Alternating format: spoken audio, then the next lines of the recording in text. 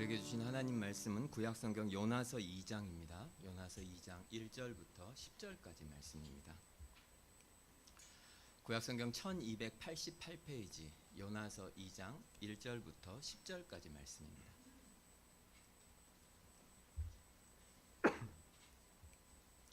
요나서 2장 1절부터 10절까지 말씀 제가 읽겠습니다. 요나가 물고기 뱃속에서 그의 하나님 여호와께 기도하여 이르되 내가 받는 고난으로 말미암아 여호와께 불러 아뢰었더니 주께서 내게 대답하셨고 내가 수올의 뱃속에서 부르짖었더니 주께서 내 음성을 들으셨나이다. 주께서 나를 깊음 속 바다 가운데에 던지셨으므로 큰 물이 나를 둘렀고 주의 파도와 큰 물결이 다 내 위에 넘쳤나이다. 내가 말하기를 내가 주의 목전에서 쫓겨났을지라도 다시 주의 성전을 바라보겠다 하였나이다. 물이 나를 영혼까지 둘러싸우며 기품이 나를 에워싸고 바다 풀이 내 머리를 감쌌나이다. 내가 산의 뿌리까지 내려갔사오며 땅이 그 빗장으로 나를 오래도록 막았사오나 나의 하나님 여호와여 주께서 내 생명을 구덩이에서 건지셨나이다. 내 영혼이 내 속에서 피곤할 때에 내가 여호와를 생각하였더니 내 기도가 주께 이르러 싸우며 주의 성전에 미쳤나이다. 거짓되고 헛된 것을 숭상하는 모든 자는 자기에게 베푸신 은혜를 버렸사오나 나는 감사하는 목소리로 주께 제사를 드리며 나의 서원을 주께 갚겠나이다. 구원은 여호와께 속하였나이다 하니라. 여호와께서 그 물고기에게 말씀하시되 요나를 육지에 토하니라. 아멘. 요나서는 굉장히 짧은 책인데 성경 전체에서 가장 중요한 두 가지 메시지를 매우 생생하게 보여주는 그런 책입니다. 가장 중요한 그 두 가지 핵심 개념은 바로 죄와 은혜입니다. 죄와 은혜. 요나서 1장에서 우리는 하나님을 피해서 도망하는 인간의 모습, 바로 인간의 죄의 모습을 요나를 통해서 보았고, 오늘 2장은 그 요나가 이제 물고기 뱃속에서 하나님께 드리는 기도인데, 요나서의 가장 핵심적인, 그리고 성경 전체에서 가장 핵심적인 말씀인 하나님의 은혜에 관해서 우리가 배우게 됩니다. 근데 정말 놀라운 것은 요나가 선지자라는 거예요. 선지자는 하나님께서 많은 사람들 중에서 택해서 그에게 하나님의 말씀을 주고 그 말씀을 가지고 하나님께서 보냄을 받은 사람들에게 가서 말씀을 전하고 대언하는 사람인데, 정작 그 선지자이며 설교자인 그 요나가 이 요나서를 보면 하나님의 은혜에 관해서 전혀 무지하다는 것을 알 수 있습니다. 요나가 큰 나라를 두려워하는 그 요나의 두려움과 아니면 민족적으로 하나님의 선민이라고 하는 그 민족적인 우월감이나 그리고 분노나 하나님의 말씀에 불순종하나 이 모든 것들은 결국 하나님의 은혜에 대한 무지로부터 생겨난 그런 결과들입니다. 오늘 이 2장 말씀은 요나가 깊은 바다 속에서 하나님께 기도하는 거예요. 근데 그 기도를 하는 중에 드디어 요나가 하나님의 은혜를 깨달아 알게 됩니다. 8절과 9절 말씀을 한번 보시겠어요? 거짓되고 헛된 것을 숭상하는 모든 자는 자기에게 베푸신 은혜를 버렸사오나 나는 감사하는 목소리로 주께 제사를 드리며 나의 서원을 주께 갚겠나이다. 구원은 여호와께 속하였나이다. 이게 이제 클라이막스에 해당하죠. 구원은 여호와께 속하였나이다. 그런데 놀라운 것이 요나가 이제 이 고백을 하자마자 9절 끝에 구원은 여호와께 속하였나이다 하자마자 10절에 하나님께서 여호와께서 그 물고기에게 말씀하시되 요나를 육지에 토하니라. 요나가 하나님이 누구이시고 구원이 하나님께만 속해 있고 내가 구원에 아무것도 기여할 수 없는 진짜 죄인이며 모든 것이 하나님의 은혜라고 하는 것을 딱 깨달아 알게 되자 비로소 하나님께서 요나를 다시 살려내서 하나님의 영광을 선포하고 하나님의 말씀을 전하며 하나님의 이름을 높이는 그 하나님께서 사용하시는 그 하나님의 선지자가 이제 되었다라고 준비가 완료된 것으로 하나님께서 보여주시는 겁니다. 결국 하나님의 은혜를 모르면 하나님 나라를 위해서 우리가 기여할 수 있는 것은 아무것도 없습니다. 하나님의 은혜를 만약에 잊어버렸다면 우리는 사실상 하나님을 위하여 우리가 정말 할 수 있는 일은 없는 거죠. 특별히 하나님의 말씀에 계시를 받은 이 선지자, 그러니 뭐 존경받는 사람이고 말씀을 가르치는 사람이고 누가 보아도 신실하고 경건한 하나님의 사람이지만 그가 하나님의 은혜를 모를 수가 있다면 하물며 이방에 있는 우리들은 어떻겠습니까? 우리도 얼마든지 그럴 수 있죠. 그런 면에서 요나서가 우리에게 계속 도전하는 것은 우리의 진짜 가장 큰 문제는 이 하나님의 은혜를 우리가 알지만 충분한 만큼 그 하나님의 은혜의 진짜 그 높이를, 그 깊이를 우리가 충분히 다 알지 못하는 것이 진짜 이유입니다. 사실 우리의 삶에 어려움들이 많죠. 없는 분이 없죠.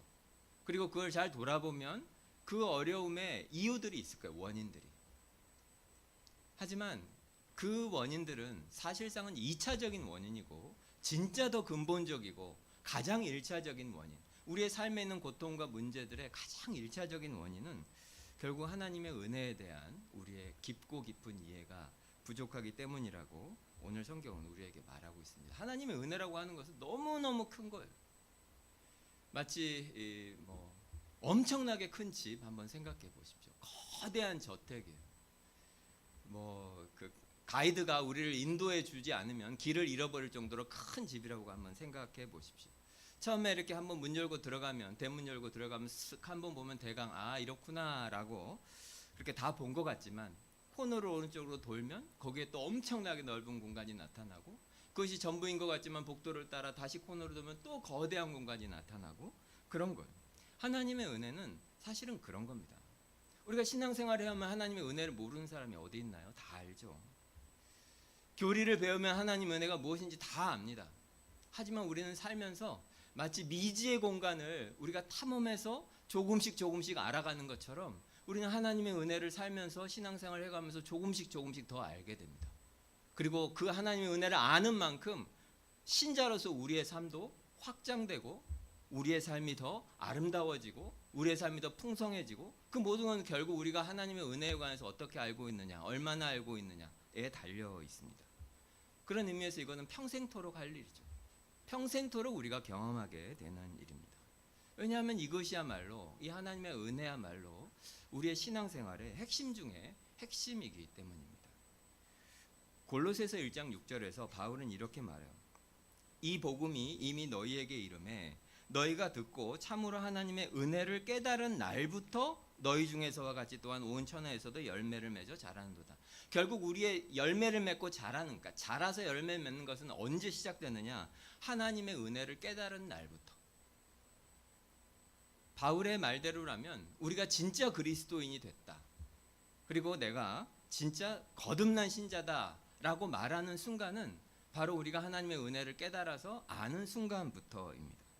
어떤 선이 있는데 그 선을 그때 넘는 거예요. 하나님의 은혜에 관해서 진짜 알게 되는 그런 순간.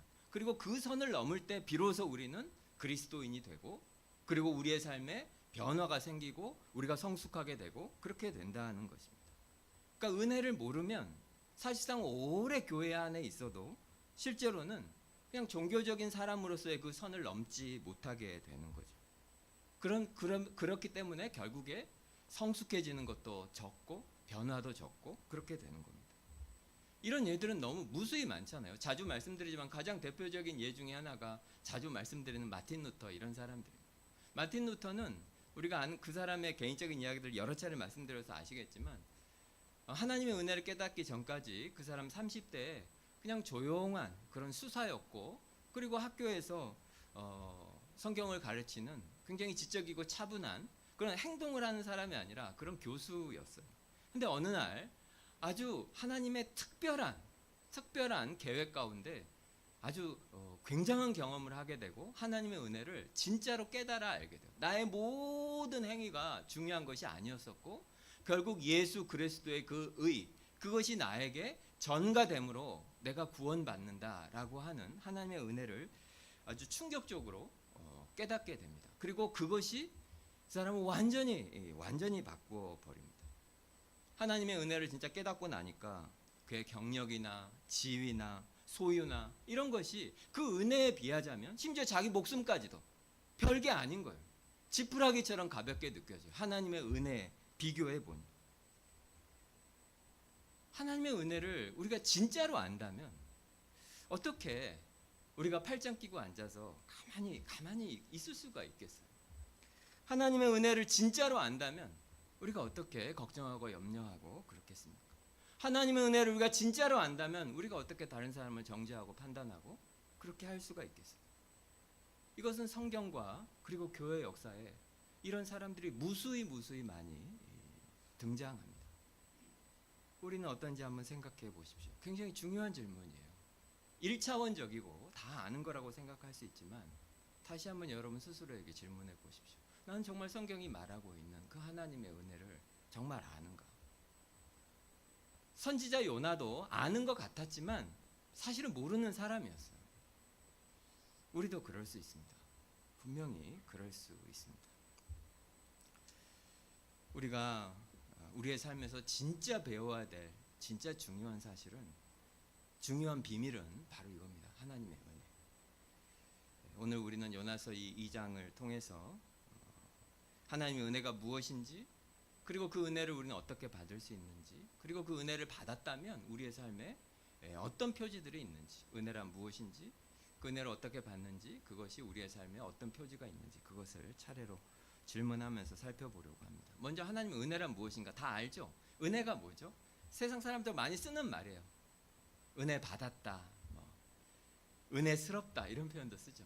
어쨌건 누군가에게 좋은 일을 해주고, 그리고 호의를 베풀고 친절한 행위를 해주고, 그런 게 이제 보통 은혜라고 합니다. 하지만 성경적인 의미에서 은혜는 그것보다 항상 이상이죠. 여러분 다 아시는 것처럼 성경이 말하는 은혜는 분명히 호의와 친절한 행위인 것은 맞지만, 은혜를 은혜되게 하는 핵심 중에 하나는 그것을 받는 사람이 자격이 없는 사람이어야 그걸 성경에서 말하는 은혜라고 부릅니다.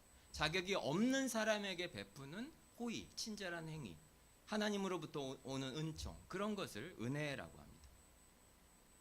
아까 우리 진영 형제 기도할 때 말씀해 주셨던 그 예, 창세기 33장에 보면 야곱과 에서 이야기가 나오죠. 오래전에 이 야곱이 형 에서에게 굉장히 못된 짓을 합니다. 지금 우리에게는 그냥 그럴 수도 있지 싶지만 고대에는 상상도 할 수 없는 너무나 큰 일이에요. 아버지 이삭과 형 에서를 속이고 장자의 명분을 빼앗아 버립니다. 가족을 배신한 거예요. 그래서 이 일로 인해서 형 에서는 동생 야곱을 죽이고 싶어서 오랫동안, 굉장히 긴 시간 동안 마음속에 원한을 품고 만나기만 하면 내가 이 녀석을 요절을 내리라, 그렇게 생각하면서 살고 있었어요. 근데 어쩌다가 결국에 이제 야곱이 여러 일을 겪고 다시 집으로 돌아와야만 하는 상황이 됐어요. 자기를 죽이려고 분노하고 있는 것이 너무 명백한 형 에서를 이제 만나야 되는 순간이 된 거예요. 그게 창세기 33장에 나오는데, 그래서 이 야곱이 형한테 이제 일종의 뇌물 같은 것을 먼저 막 보냅니다. 그러면서 33장 8절에 이렇게 말해요. 야곱이 이르되 내 주께, 여기서 주라 하는 것은 에서를 말하는 거예요. 내가 내 주께 은혜를 입으려 함이니이다. 그리고 10절에 내가 형님의 눈앞에 은혜를 입었사오면 청하건대 내 손에서 이 예물을 받으소서. 형한테 계속 무슨 이야기를, 은혜 이야기를, 은혜를 내가 입으려고 합니다. 은혜를 입으려고 합니다. 이때 야곱의 심정을 생각해 보십시오. 야곱은 자기가 지금 형한테 자격이 없다는 것을 너무나 잘 알아요. 자기가 과거에 한 일이 있기 때문에 너무 부끄럽고, 그리고 너무 미안하고, 그리고 무엇보다도 자기가 한 일을 생각하면 형 에서가 자기를 다시 용서하고 받아줄 필요가 전혀 없다는 것을 야곱은 압니다. 다 알면서도 뭐라고 하는 거죠? 그렇지만 형님, 나를 좀 다시 받아주십시오 하는 거예요. 형님이 나를 다시 용서해주고 받아줄 필요가, 의무가 전혀 없지만 나를 불쌍히 여겨서 나를 좀 다시 받아주십시오. 그것이 바로 여기서 야곱이 구하고 있는 은혜입니다. 은혜를 입고 싶습니다. 우리가 다 아는 것처럼 그래서 결국 그 은혜라고 하는 것은, 은혜를 베푸는 이 선하고 착한 호의, 그 다음에 친절한 행위를 베푸는 분이 아무런 의무감이 없어야 합니다. 이것이 전제예요. 의무적으로 해야 되는 일이 아니에요. 그런데도 불구하고 자격 없는 사람에게 베푸는 은총, 그것이 은혜입니다. 우리를 다시 받아주고 용서해주고 우리에게 좋은 것을 주셔야 될 의무가 전혀 없는 분이 그 하나님이 하시는 선한 일의 대상이 될 수 없는, 전혀 자격이 없는 우리에게 우리를 용납해 주시고 우리에게 필요한 모든 것들을 주시는 것, 그것을 은혜라고 합니다. 그렇기 때문에 은혜를 은혜되게 하는 두 가지는, 첫째 중에 하나는, 그 은혜는 결국 우리를 하나님께서 받아주시고 용납하시고 받아들여주는 거예요. 마치 에서가 야곱을 다시 받아주는 거죠. 본문 6절에 한번 보십시오. 오늘 말씀해 보면, 내가 산의 뿌리까지 내려가 싸우며 땅이 그 빗장으로 나를 오래도록 막아 싸우나 나의 하나님 여호와여, 주께서 내 생명을 구덩이에서 건지셨나이다. 요나가 자신의 처지를 말합니다. 자신이 하나님으로부터 도망했고 하나님으로부터 멀리 떠났고, 그 중간에 땅이 자기를 가로막고 있어서 하나님에게 갈 수가 없어요. 그런데 하나님이 어떻게 하십니까? 하나님이 자기를 다시 받아주셔요. 하나님이 요나의 삶에 개입하셔서 요나를 다시 부르시고 가까이 요나를 하나님께로 오게 하셔요. 이걸 어떤 신학자는 하나님의 우주적인 환대라고 불렀습니다. 하나님의 환대. 2025년 서울에서 사실 누군가를, 낯선 사람을 여러분 집에 받아들이고 환대하는 것은 참 이제 드문 일이 됐죠. 그리고 사실상 이제는 위험한 일이 됐습니다. 하지만 누군가를 환대한다는 것은 단순히 어떤 공간을 제공하는 것이 아니고, 그 사람을 받아들이는 것이고, 그 사람이 필요한 것을 주는 거고, 또 그 사람이 괴로워하면 그 말을 들어주는 거고, 덥다고 하면 에어컨을 켜주고, 춥다고 하면 히터를 켜주고, 배고프다고 하면 음식을 주고, 목마르다고 하면 물을 주고, 그런 것을 이제 환대라고 합니다. 받아들여서 필요한 모든 것들을 주는 거.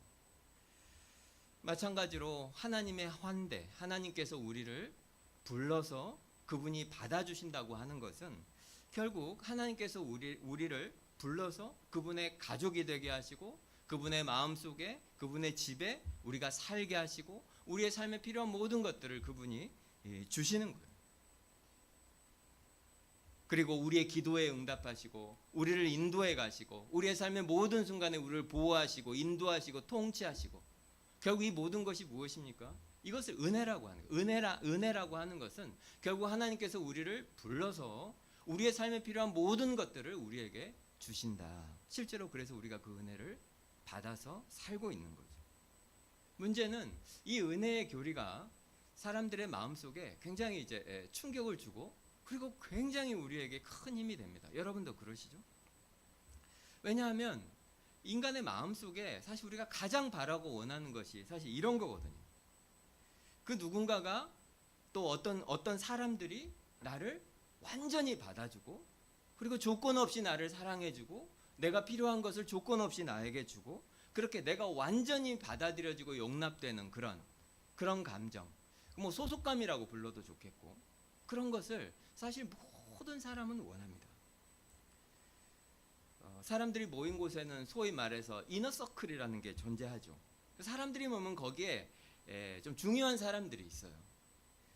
뭐 만약에 회사라면 회사의 뭐 임원진이나 회사를 운영하는 그런 중요한 사람들, 또 뭐 음악을 하는 사람이라면 뭐 기획사의 사장이나 뭐 프로듀서나 작곡가나 그런 사람들 눈에 들어야 되죠. 뭐 내가 영화 배우라면 뭐 감독이나 뭐 제작자나 이런 사람들 눈에 내가 들어야 되죠. 그 사람들이 중요해요. 그래서 어떻게든지 그런 사람들과 알게 되고 네트워킹하고 그렇게 하려고 정말 많이 노력하죠. 우리 노는 물이 다르다 이런 표현 있어요. 노는 물이 다르다.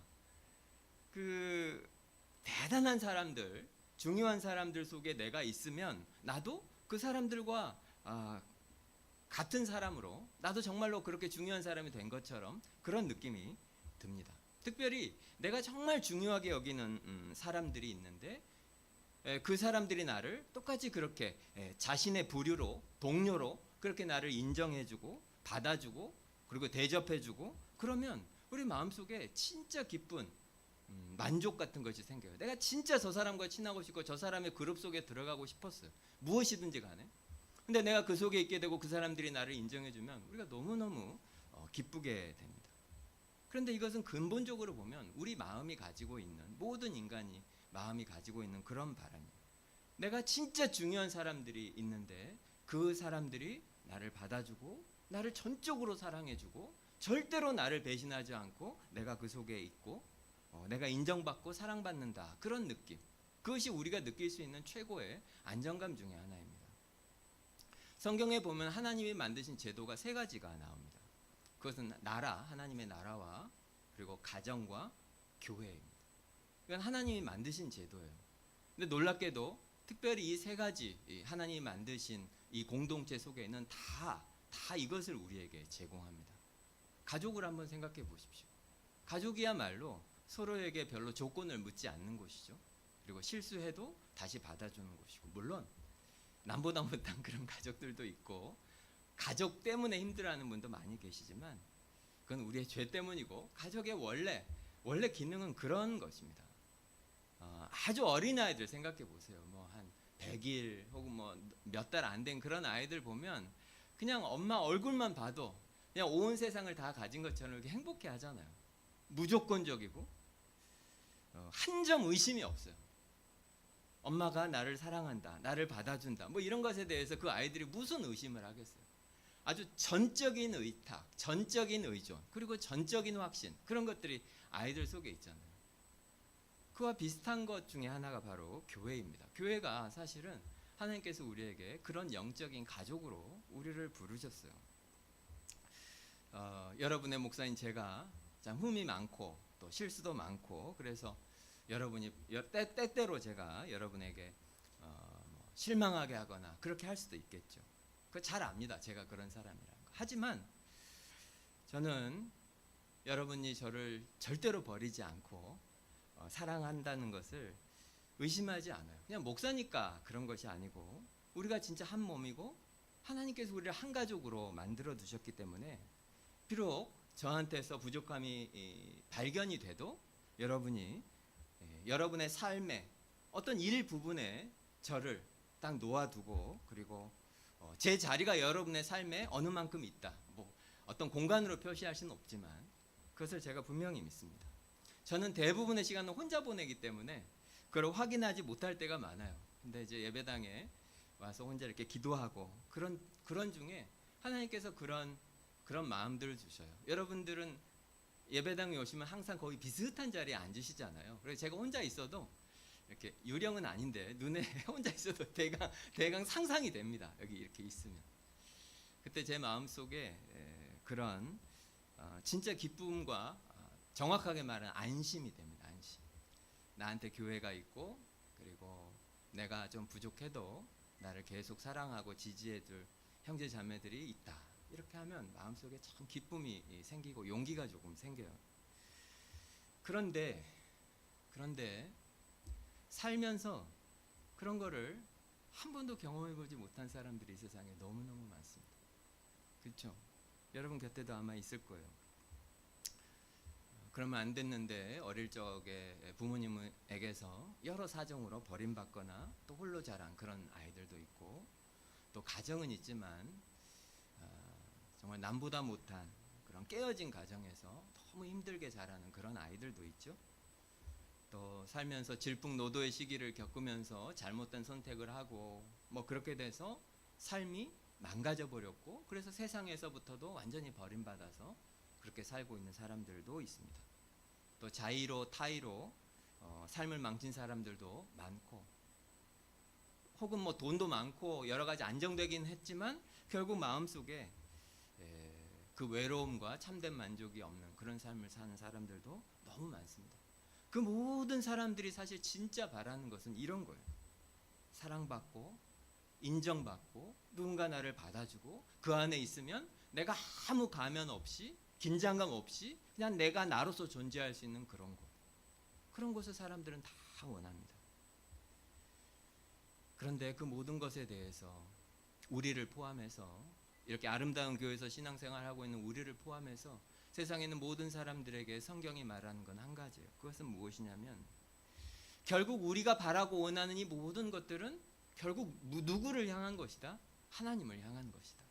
우리가 그 어떤 사람의 사랑과 인정을 갈구한다고 해도 사실은 그 근원적으로는 우리는 하나님을 바라고 있는 것이고, 우리가 어떤 그룹 속에 속하기를 원한다 하더라도 사실은 그것은 하나님을 바라는 것이기 때문이라는 거예요. 우리가 아무리 성공하고 그토록 원하는 사람 속에 들어가고 그 사람들과 똑같은 옷을 입고 그렇게 멋있는 차를 타고 그렇게 어울려고 살아도 그 그 만족이 잠시일 뿐 그건 계속되지 않습니다. 왜냐하면 우리 마음이 진짜 바라는 갈망은 그것이 아니고 하나님이기 때문이죠. 여러분 그거 다 아시죠? 그런데 절망적인 뉴스가 있습니다. 요행 우리 마음이 진짜 바라는 것이 하나님이라는 것을 알아도 문제는 우리는 그 하나님의 사랑과 인정을 받을 수 없다는 거죠. 그것이 성경이 말하고 있는 인간의 현실이에요. 요행 우리가 하나님의 은혜로 내 마음이 진짜 갈망하는 가장 내가 원하는 것, 내가 꼭 필요한 것이 하나님이다. 그걸 안다고 해도 우리는 그걸 가질 수 없다는 거예요. 왜요? 우리는 그 하나님의 사랑과 인정과 칭찬을 받을 만하지 않은 너무나 자격이 없는 죄인들이기 때문이죠. 이게 더 비참한 거예요. 복음 설교할 때 가끔 드는 예지만 내가 죽을 병에 걸렸는데 갑자기 그 병을 고칠 수 있는 약이 발견됐다는 것을 알게 됐어요. 근데 그 약이 한 알에 10조야. 그럼 어떡합니까? 못 먹고 죽는 거죠. 더 비참한 거죠. 약이 있는 줄 아는데 그 약을 살 수 없어. 나는 파산이라. 그런데 기쁜 소식이 바로 복음이죠. 하나님이 어떻게 하십니까? 그런 우리를 불쌍히 여기십니다. 그래서 그 값을 대신 지불해 주십니다. 예수 그리스도의 십자가 죽음과 그분의 완전한 의를 우리에게 주셔요. 우리가 죽어야 될 죽음을 예수님이 죽으시고 우리가 살아야 될 마땅한 그 의로운 삶을 예수님이 사십니다. 그래서 이제 우리는 예수 그리스도를 믿으면 예수님 때문에 어떻게 됩니까? 하나님에게 받아들여집니다. 교회에서 쓰는 말로 치면 용납됩니다. 하나님이 우리를 받아들여요. 아까도 말씀드린 것처럼 받아들인다는 게 무엇입니까? 우리를 받아들이면 우리의 삶에 필요한 모든 것을 하나님이 주시는 거예요. 그리고 우리는 무엇을 느낍니까? 아, 내가 진짜 나한테 필요한 분이 나를 사랑하신다. 내 삶에서 가장 중요한 분이 나를 사랑하신다. 그리고 그것이 바로 은혜입니다. 모든 사람마다 인생의 화양연화 같은 그런 절정 이런 것을 꿈꾸며 삽니다. 예를 들자면 내가 운동선수라면 올림픽에서 금메달 따는 순간이라든지, 우리 수험생도 있는데 내가 원하는 그 학교에 입학한다든지, 아니면 내가 정말 좋아하는 사람이 있는데 내가 프로포즈를 했더니 너무 기쁘게 나를 받아준다든지, 내가 너무너무 원하는 일이 있었는데 대박이 난다든지 등등. 좋은 일이죠. 인간적인 관점에서는 내 인생의 진짜 최고점이다 이렇게 말할 수 있을지 모르지만 영적으로 보면 그보다 더 좋은 시점이, 더 좋은 것이 우리에게 있습니다. 우리에게 가장 중요한 분, 그 하나님이 우리를 받아주시고 인정하고 칭찬하고 나를 사랑하신다. 이것을 아는 것과 비교할 수 있는 것은 아무것도 없어요. 예수님 때문에 창조주 하나님이 나를 사랑하신다. 예수님 때문에. 이것이 은혜입니다. 여러분은 이 은혜를 정말로 아십니까? 은혜 속에는 바로 우리를 용납해서 우리에게 필요한 모든 것을 하나님이 주시는 것이 들어있지만, 둘째로 그 은혜를 은혜되게 하는 것은 아까도 말씀드린 것처럼 그 핵심 중에는 의무감이 전혀 없는 하나님께서 아무런 자격이 없는 자에게 그것을 주신다는 것이 진짜 은혜되게 하는 겁니다. 은혜는 기본적으로 자격이 없는 사람에게 베풀어지는 것입니다. 이것이 너무 중요해요. 회사에서 일했는데 월급을 받으면 그 은혜는 아니죠. 회사는 그 월급을 줘야 되는 의무가 있고 일한 사람은 월급을 받을 권리가 있기 때문입니다. 이 권리라는 말을 잘 기억하셔야 됩니다. 이런 경우도 은혜는 아니에요. 예를 들어 우리 교회에서 오래오래 사역해가지고 나이가 60, 70대에서 이제 그 사역을 은퇴하는 그런 평신도 사역자가 있다고 해보세요. 그러면 이제 우리들이 너무 감사하니까 여러분들이 그분을 맛있는 식사에 초대해서 맛있는 것도 사주고 감사패도 드리고 선물도 드리고 이렇게 한다면 그게 은혜인가요? 우리가 꼭 그렇게 해야 되는 의무는 없죠. 좋은 일인데 그런 측면에서는 은혜의 측면이 있지만 그분은 그런 칭찬과 인정과 그걸 받아야 될 충분한 자격이 있죠. 평생을 교회를 섬긴 분이라면. 그것도 은혜라고 할 수는 없어요. 은혜란 이런 거예요. 극단적인 예인데 요즘 층간소음이 문제가 많잖아요. 그것 때문에 서로를 해치거나 이런 일까지 있을 정도인데, 만약에 우리가 이렇게 예배를 드리는데 옆 건물에서 이쪽으로 해야 되겠네요. 다른 건물에서 갑자기 막 예배 중에 문 열고 들어와가지고 막 시끄럽게, 왜 이렇게 시끄럽게 하냐고 막 화를 내고, 심지어 막 경찰을 부르고, 그런다면 어떨까요? 얼마나 우리가 위축되고 괴롭겠어요. 여기서부터는 오해하지 마십시오. 그런데 나중에 알고 보니 그분이 중한 병에 걸렸어요. 근데 경제적으로 어려워. 그래서 우리가 그런 분이지만 우리가 그분을 위해서 기도하고 심지어 경제적으로 돕고, 만약에 그런다면 그런 걸 은혜라고 부를 수 있겠죠. 그런 거를. 너무 유치한 예 같지만 오늘 요나는 바로 그것을 명확하게 인식하고 있습니다. 4절에 보면 내가 말하기를 내가 주의 목전에서 쫓겨났을지라도 다시 주의 성전을 바라보겠다 하였나이다. 내가 주의 목전에서 쫓겨났다. 이것이 요나가 처한 현실이에요. 지금 현재 자신의 상황이에요. 근데 7절에 뭐라고 합니까? 내 기도가 주께 이르러 싸우며 주의 성전에 미쳤나이다. 지금 자기는 하나님의 목전, 하나님의 얼굴에서부터 완전히 쫓겨나 버린 거예요. 저주를 받은 것 같고 형벌을 받은 것 같아요. 그런데 그럼에도 불구하고 어떻다는 거죠? 자기가 거기서 기도하면 자기 기도를 하나님이 들으시고 그 기도가 성전까지 미친다고 하는 것을 믿고 있는 거예요. 은혜를 아는 사람은 항상 그의 기도는 이런 식이죠. 그 중간에 무엇이 있습니까? 그러나와 그럼에도 불구하고가 있어요. 자신의 비참한 현실과 자신이 저지른 죄에 대한 인정이 있어요. 하나님, 제가 죄를 지었고 그래서 주의 목전에서 제가 쫓겨났습니다. 그러나 그럼에도 불구하고 내가 기도하면 하나님이 나의 기도를 들으시는 줄 압니다. 그것이 은혜를 아는 사람의 기도예요. 그리고 이것이 복음의 핵심을 보여주는 거죠. 이 앞과 뒤가 논리적으로 연결이 됐는지 보십시오. 죄를 지었고 형벌을 받았어요. 그것과 하나님이 내 기도를 들으시고 나를 사랑하신다고 하는 것이 이게 논리적인 원인과 결과가 될 수 있나요? 그렇지 않죠. 하나님, 내가 이런 상태입니다. 내가 하나님의 눈에서 쫓겨났고 내가 이런 잘못을 했고 이런 삶을 살았습니다. 내가 이런 죄를 지었습니다. 그런데 그럼에도 불구하고 하나님은 나를 받으시고 용납하시고 그리고 나를 사랑하십니다.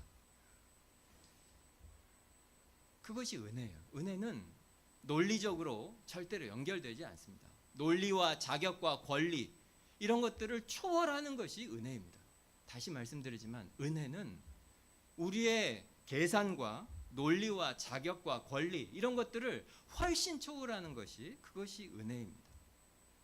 자격이 없는 우리에게 아무 그렇게 해야 될 의무가 없는 분이 자격 없는 우리에게 값없이 주시는 선물, 그것을 은혜라고 하는 거예요. 그래서 우리가 진짜로 은혜를 아는 사람이라면, 그걸 진짜로 이해하고 있다면 하나님, 내가 이것을 할 테니 꼭 나한테 이걸 해주세요. 우리는 그렇게 기도하고 있지 않을 겁니다. 이렇게 하겠죠. 제가 잘못했습니다. 나의 죄로 내가 주의 목전에서 쫓겨났습니다. 그렇지만 어떻게 합니까? 하나님이 나를 사랑하신다는 것을 믿습니다. 그것이 은혜를 아는 사람의 기도입니다. 그럴 때 비로소 우리가 모든 상황을 이길 수 있어요.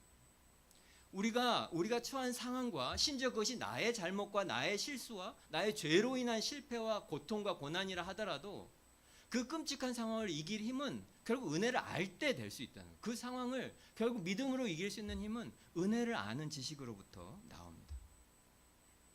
그 로켓 한번 봐보세요. 뭐 스페이스 X 이런 거 보면 막 그 엄청난 그 철덩어리가 중력을 이기고 대기권을 뚫고 나가잖아요. 그걸 믿음의 삶이라고 한번 생각해 보십시오. 우리를 계속 주저앉게 하는 것이 무엇입니까? 우리의 죄죠. 그리고 우리의 스스로가 가지고 있는 연약함들이고 많은 것들이에요.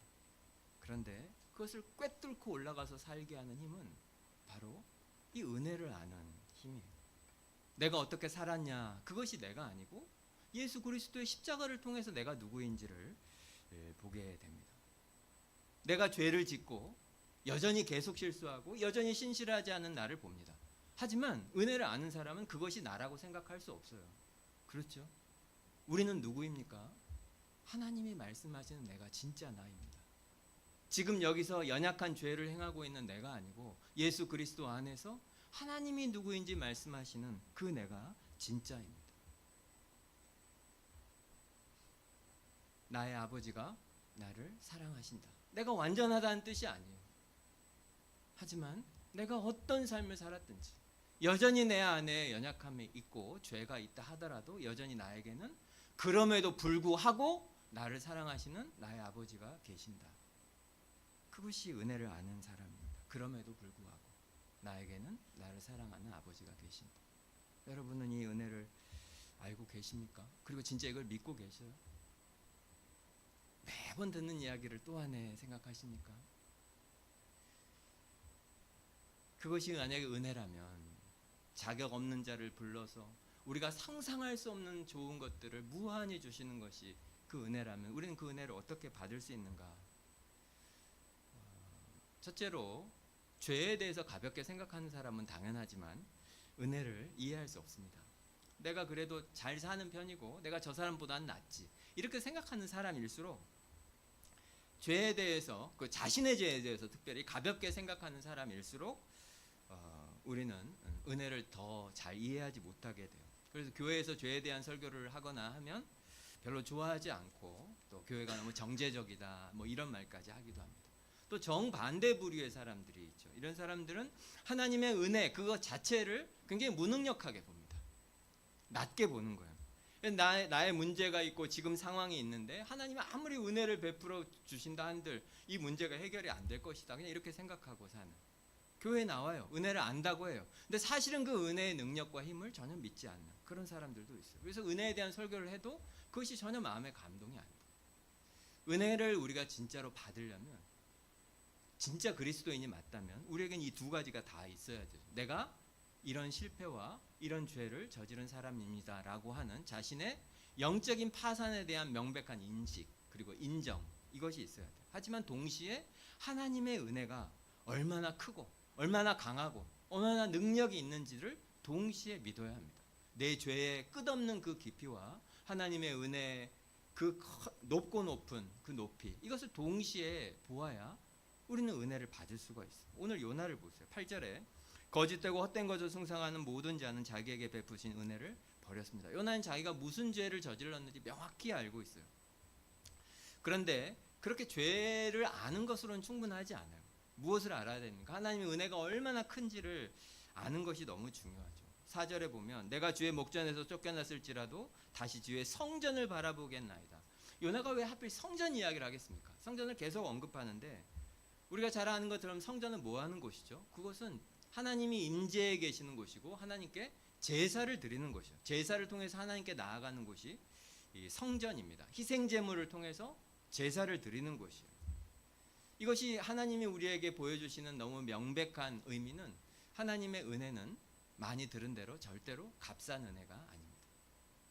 값비싼 대가가 치러진 것이 은혜예요. 그리고 성전을 통해서 요나가 희미하게 보고 있는 것은 뭐냐면 하나님께서 은혜를 베푸시는 곳 언약궤 가운데 보면 그룹들이 있고 그 그룹들 사이를 시은소 시은좌라 부르죠. 하나님께서 은혜를 베푸시는 곳 그 시은소에 그 동물의 피를 뿌려서 죄 용서함을 받는 것이 이 성전에서 행하는 그런 일입니다. 그게 무엇을 말해주죠? 모든 사람은 하나님의 영광에 이르지 못해요. 하나님의 기준에 합당하게 산 사람은 아무도 없습니다. 그래서 그 죄의 삭신 죽음이 마땅한데 모든 사람이 대신 동물을 죽여서 그 삐를 하나님께서 은혜 베푸시는 곳에 뿌리면 그것 때문에 우리는 용서받는다. 사실 요나는 이것이 정확히 무슨 의미인지 다 몰랐을 거예요. 구약의 모든 성도들은 사실은 잘 몰라요. 하지만 한 가지는 확신할 수 있죠. 무엇? 이렇게 하면 하나님이 나를 살리신다. 하나님은 지금 나를 죽이고 싶어하는 분이 아니다. 하나님은 어떻게든지 죄로부터 죄의 결과로부터 형벌로부터 나를 구원하시기 원하시는 분이시다. 구약의 성도들은 그렇게 희미하게 알고 있었어요. 하지만 우리는 이것이 무슨 의미인지 정확히 알고 있죠. 그리고 이것을 위해서 하나님이 어떻게 하셨는지 우리는 다 압니다. 여기 있는 우리는. 하나님은 동물의 피가 아니라 자기 아들의 피를 뿌리십니다. 십자가에서 자기 아들을 죽이시고 은혜를 베푸시기 위해서 우리에게 죄 지은 우리에게 은혜를 베푸시기 위해서 자기 아들의 피를 뿌려서 우리를 용서하십니다. 이것이 은혜죠. 그럼 은혜를 어떻게 받을 수 있습니까? 내가 죄인이라는 것을 인정하는 것과 그리고 우리를 위해서 예수 그리스도가 하신 그 큰 일, 그 구원의 일 이것을 믿는 거죠. 그것 때문에 나의 죄가 용서된다는 것을 믿는 겁니다. 그것이 은혜를 받는 길이에요. 별다른 게 아닙니다. 내가 죄인인 것과 예수 그리스도의 그 십자가가 나의 죄를 용서한다는 것을 믿는 것. 우리의 죄의 깊이가 얼마나 깊은지 잘 모를수록 우리는 이런 설교를 들어도, 이런 말을 들어도 그것이 우리 속에 감동이 없어요. 별로. 예수님이 하신 일이 전혀 나에게 놀랍지도 않고, 또 반대로 예수님이 하신 일을, 십자가에 하신 그 큰 일을, 그 능력을 가볍게 여길수록 우리는 계속해서 죄책감에서 벗어나지 못하고 죄의 권세를 이기지 못하고 살아가게 돼요. 이 두 가지가 있어요. 나의 죄에 대한 인정과 예수 그리스도의 그 십자가가 우리를 구원했다고 하는 것을 믿는 이 믿음. 그것이 우리에게 하나님의 은혜를 받게 합니다. 다른 길이 있는 것이 아니고. 그럴 때 비로소, 진짜로 그럴 때 우리 속에서 진짜 폭발력이 생겨요. 하나님의 은혜를 아는 것보다 더 우리를 힘있게 하는 것은 사실은 없습니다. 그리고 그것이 우리의 삶에 진짜로 있으면, 우리가 하나님의 은혜를 진짜로 그렇게 알게 되면 그것은 분명히 우리의 삶에 증거를 남깁니다. 은혜를 아는 사람은 그것이 숨겨질 수가 없어요. 오늘 요나를 통해서도 우리가 알 수 있는데, 일단 외적으로는 요나가 진짜 큰 변화가, 결국 이 일을 통해서 요나가 니느웨로 가서 복음을 전하기를 시작합니다. 무엇입니까? 요나 속에 있었던 그 뿌리 깊은 우월감, 이런 것들이 사라지는 거예요. 다른 사람을 판단하고 정죄하고 이런 감정이 일단 사라져요. 그것이 은혜를 아는 사람의 첫 번째 증거예요. 두 번째는 요나가 나중에 고백하지만 그 요나 속에서 그 은혜 때문에 생기는 기쁨과 감사가 넘쳐납니다. 요나는 하나님의 말씀에 불순종한 두 가지 이유는, 첫째로는 당연하지만 이제 강한 나라에 가서 적들이 가득한 곳에서 그 죄에 대한 회개를 선포하는 것이 사실 두려운 일이죠. 그건 사실상 자살 행위나 다름없어요. 그런 두려움이 있었지만 사실 요나의 마음에 가장 큰 것은 뭐였냐면 그 니느웨와 적인 아수르를 향한 그런 미움과 분노였습니다. 증오. 하나님을 경외하지 않는 그 우상 숭배자들이고 하나님의 법을 따라 살지 않으니 짐승 같은 삶을 사는 그런 정욕을 따라 사는 더러운 이방인들 아닙니까? 요나는 그 사람들을 그런 시선으로 바라보고 있었어요. 그래서 하나님의 은혜가 필요한 사람은 그 사람들이지 내가 아니다 생각을 하지 않았겠어요. 그런데 하나님의 은혜, 다시 말해서 자기 안에 있는 죄의 그 깊고 깊은 추함과 더러움을 진짜로 알게 되니까 저렇게 겉으로 추한 삶을 사는 사람과 지금 내가 별로 차이가 없이, 저 사람도 하나님의 은혜가 필요하고 니느웨도 하나님의 은혜가 필요하고 여기 있는 나, 심지어 성전에서 제사를 드리는 나, 예배당에서 예배 드리는 나도 하나님의 은혜가 필요하고, 그래서 우리는 별로 큰 차이가 없다고 하는 것을 요나가 인정하게 됩니다. 저들만큼이나 내 안에 깊고 깊은 죄가 있고 그것을 내가 종교적인 행위로 감추었을 뿐 저들과 나는 큰 차이가 없으며, 저 짐승 같은 이방인만큼이나 나도 하나님의 엄청난 은혜가 필요하다. 저들과 나 사이에는 차이가 없다. 이걸 알게 돼요. 이것이 은혜를 받은 사람의 첫 번째 감정입니다. 내 안에 다른 사람보다 내가 낫다고 하는 그런 우월감이 사라지게 돼요. 지금 내가 여기 있는데 이 모든 것이 결국 하나님의 은혜 때문에 지금 내가 여기 있는 것이다. 만약에 우리가 그것을 믿는다면 소망이 없어 보이는 사람들을 향해서도 똑같이 우리가 그렇게 믿을 수 있게 되죠. 소망 없는 나를 지금 이 자리에 하나님의 은혜가 있게 했으면 내 눈에 아무 소망이 없어 보이는 저 사람들도 하나님께서 하나님의 은혜로 그렇게 하실 수 있을 것이다. 겸손한 마음으로 소망을 가지게 됩니다. 그렇지 않겠습니까?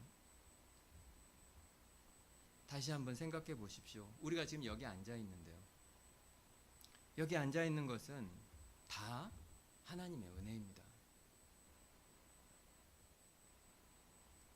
우리가 이렇게 좋은 예배당에서 함께 예배하는 것도, 이렇게 깨끗한 환경과 그리고 집중력 있게 이렇게 예배하는 것도, 또 우리 곁에 이렇게 좋은 사람들이 우리와 함께 있는 것도, 이 모든 것이 우리가 지난 8년 동안 많은 수고를 했지만 이것은 우리가 열심히 노력한 결과가 아니고 사실은 이 모든 것이 하나님의 은혜이고 선물입니다. 여러분 믿으시죠?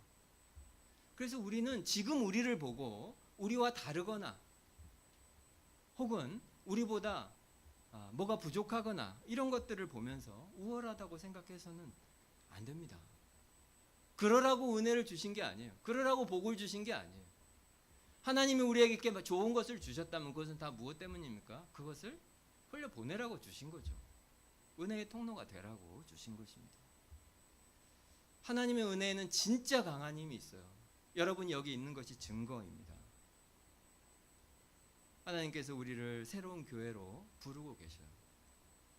계속 말씀드리지만 하나님께서는 우리 새벽교회를 무한히 사랑하시죠. 그리고 하나님께서는 그분의 교회인 동산교회를 무한히 사랑하십니다. 거기 계신 분들은 하나님이 너무너무 사랑하시는 분들이에요. 예수 그리스도의 피로 사신 분들이에요. 하나님의 은혜가 우리의 마음을 녹여서 우리를 지금 여기 있게 한 것처럼 하나님의 은혜가 우리 동산교회에 계신 그 성도들도 똑같이 그렇게 마음을 녹이고 변화하게 하고 분명히 그렇게 하실 겁니다. 우리가 정말 하나님의 은혜를 믿는다면 우리는 우리와 다른 것들이나 우리가 더 좋은 것들을 자랑하지 않고 우리가 이것을 가지고 무엇을 할까? 내가 어떻게 하면 이 은혜를 받은 은혜를 흘려보낼까? 그렇게 생각하게 될 거예요. 은혜는 우리를 참 겸손하게 합니다. 하지만 소망을 가지게 합니다. 겸손한 소망을 가지게 합니다. 이것이 우리에게 있는가? 만약 이것이 있다면 우리는 진짜 은혜를 아는 사람이 맞는 거죠. 둘째로 그 겸손한 소망뿐만 아니라 우리 속에 많은 기쁨과 감사가 있게 합니다. 오늘 말씀해 보면 9절에 요나가 말하죠. 나는 감사하는 목소리로 주께 제사를 드리며 나의 서원을 주께 갚겠나이다. 구원은 여호와께 속하였나이다. 우리가 다 아는 하나님에 관한 진리를 여러분 다시 생각해 보십시오. 하나님은 무한한 분이세요. 하나님은 전지한 분이시고 하나님은 전능한 분이십니다. 이것만 묵상해 보십시오. 그 영광에 압도되는 것이 당연해요. 내 죄가 너무 크고 지금 내가 처한 환경이 너무 절망적이고 내 문제가 너무 크고 만약에 그렇게 하신다면 여러분은 아직 하나님을 잘 모르시는 거예요. 우리 앞에 아까 찬송 불렀죠. 찬양했죠. 하나님은 어떤 분이냐면 별들을 세시는 분이에요. 그리고 그 수많은 별들의 이름을 붙이시는 분이에요. 서울에서 별 보기가 참 하늘에 별 보는 거 좀 어려운데 그 별들을 가끔 보게 되면 빛나잖아요. 온 우주에 있는 그 별들에 그렇게 불을 비춰서 우주를 빛나게 하시는 분이 하나님이셔요. 그냥 상상인데 지금 우주가 막 한 10배, 100배 커져서 별의 숫자가 10배, 100배 됐다고 해도 하나님은 하나도 안 힘든 분이에요. 힘들지 않아요, 하나님에게. 이름을 붙이는 일도 그 별이 빛나게 하는 것도 하나님 전능하신 분, 불가능이 없는 분이죠. 우리의 죄가 지금보다 10배, 100배 많아진다고 해도 하나님의 은혜가 우리의 죄를 덮는데 하나도 부족하지 않습니다. 아, 이것까지는 용서 못 하실 걸. 이건 안 될 걸. 그런 건 없어요. 우리의 문제가 아무리 커도 지금보다 더 절망적이고 최악의 상황이 돼도 하나님이 그걸 덮으시지 못할 만큼 큰 문제는 당연히 없습니다. 이것이 우리의 마음속에 얼마나 큰 기쁨을 주겠습니까? 은혜를 알면 우리는 더 이상 나만 보거나 내 문제만 보거나 나의 행위들만 보거나 그렇지 않을 거예요. 두려움이 사라지고 용기가 생길 겁니다. 왜냐하면 나한테 너무나 중요한 분, 내가 그분이 누군지를 아는데 나한테 가장 중요한 분, 그분이 나를 무한히 사랑하신다. 그것을 확신하기 때문에 그러는 거죠. 지금 이 문제가 나의 모든 것의 전부가 아니다. 우리가 확신하게 됩니다. 여러분, 저는 그런 경험이 없어서 모르겠지만 인생 살아온 속담에도 많은 살아본 사람이 다 하는 말이에요. 부자들 틈에 살면 계속 부자여야 됩니다. 어쩌다가 돈이 떨어지면 사람들 다 떠나요. 돈이 없어 와서 내가 경험이 없지만 돈이 있다가 없어 본 모든 사람들이 하는 말이에요. 부자일 때는 내 곁에 사람들이 많은데 내 돈이 사라지면 사람들 다 떠나요. 하지만 하나님은 다릅니다. 아까도 말씀드린 것처럼 이것이 은혜라면 하나님이 우리를 택하실 때 우리 때문에 택하신 것이 아니거든요.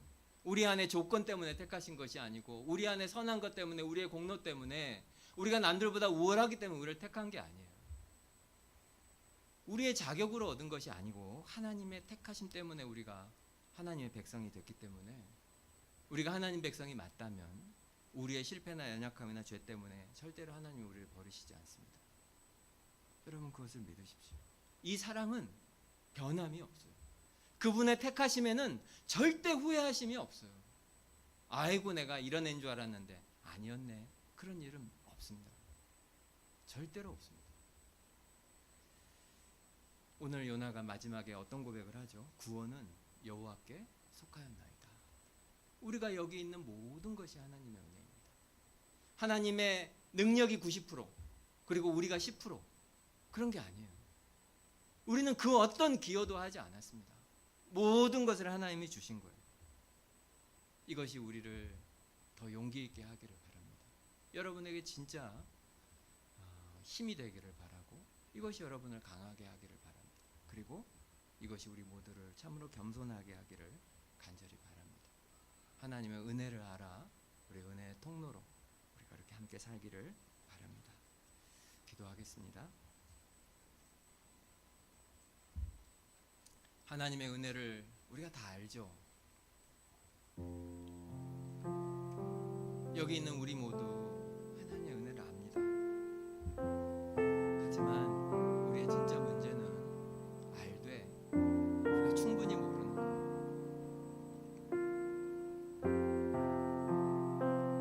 여러분 다시 우리 겸손하게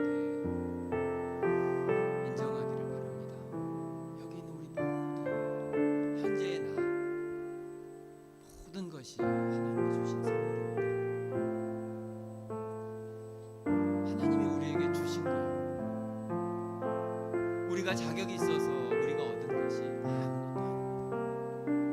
그래서 하나님의 은혜라고 하는 것은 우리의 논리를 뛰어넘는 것이고 우리의 계산을 뛰어넘는 겁니다. 대변과 차변을 넘어서는 것이고 비용과 이익을 넘어서는 것이고 자격과 권리를 훨씬 초월하는 것입니다. 그래서 때때로 무기력해 보이고 때때로 막무가내인 것처럼